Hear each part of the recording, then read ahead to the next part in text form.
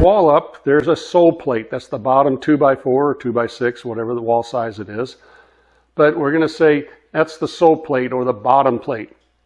And they're going to start, and we're going to put anchor bolts. Concrete class, we learned we're going to put anchor bolts. Mud seal anchors, those things are placed in there and folded over the bottom plate and then nailed into place. So it's a strap holding the sole plate down.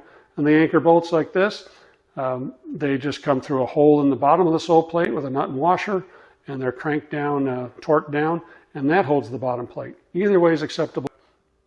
No more than 6 feet on center according to the code.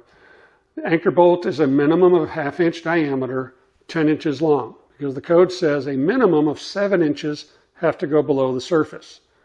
Usually 3 inches of threaded rod is above the surface. That's 1.5 inches for the sole plate and 1.5 inches above to work the nut and washer. They're going to be sticking up about 3 inches. They're going to be in the middle third of the bottom plate. There's going to be a nut and a washer. Okay, nut and washer, that's it. So when he tilts it up, eventually he's going to plumb it, straighten it, and then crank down on the anchor bolts to make sure it's there forever and ever. The other option you have is a mud seal anchor. This is another approved way to keep a sole plate down to the slab. And those simply sit on the outside, they bend them over, and then they'll put nails into those. Usually 4 to 6 nails in those, depending on which one you're using.